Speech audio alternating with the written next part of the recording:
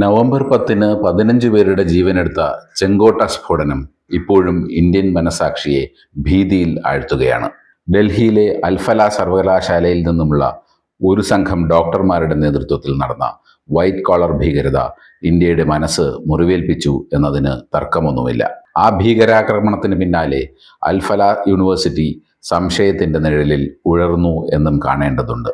ഭീകര സർവകലാശാല എന്ന് അൽഫലയെ മുദ്രകുത്തിയതോടെ അവിടെ പലവിധ കോഴ്സുകൾ പഠിക്കുന്ന സാധാരണക്കാരായ വിദ്യാർത്ഥികൾ ഇപ്പോൾ വല്ലാത്ത ഒരുതരം വിങ്ങൽ അനുഭവിക്കുകയാണ്.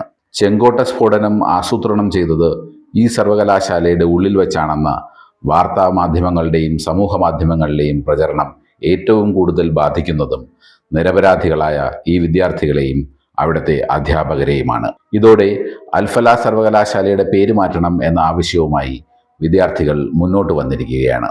പുറത്തു വരുന്ന വാർത്തകളും ഭീകര സർവകലാശാല എന്ന മുദ്രകുത്തലും മൂലം ആശങ്കാകുലരായ വിദ്യാർത്ഥികളും അവരുടെ രക്ഷിതാക്കളും പങ്കെടുത്ത ഒരു യോഗത്തെ തുടർന്ന് വിദ്യാർത്ഥികൾ ക്യാമ്പസിൽ ഒത്തുകൂടിയാണ് പേര് മാറ്റണം എന്ന ആവശ്യം ഉന്നയിച്ചിരിക്കുന്നത്.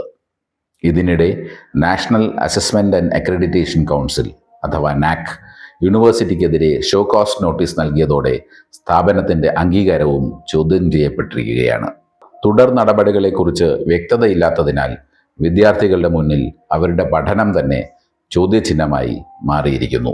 ഗൂഗിളിൽ അൽഫല എന്ന് ടൈപ്പ് ചെയ്താൽ ഭീകരവാദികളുമായി ബന്ധിപ്പിച്ചുകൊണ്ടുള്ള വിവരങ്ങളാണ് കാണുന്നത്.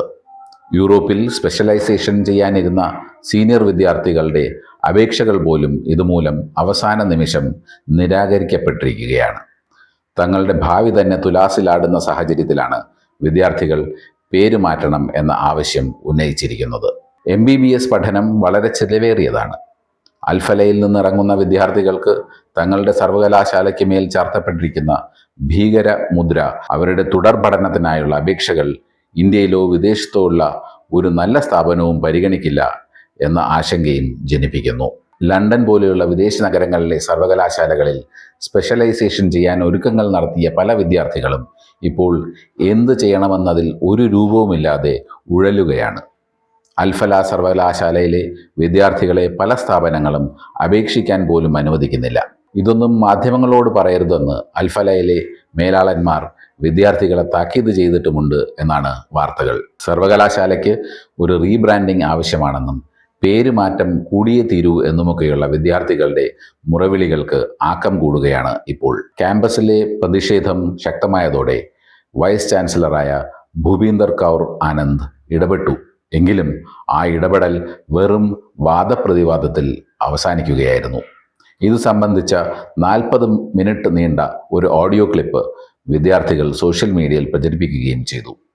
വീഡിയോ റെക്കോർഡ് ചെയ്യരുതെന്ന് വൈസ് ചാൻസലർ ഭീഷണിയോടെ പറഞ്ഞു എന്ന ആരോപണങ്ങളും ഉയർന്നിട്ടുണ്ട്.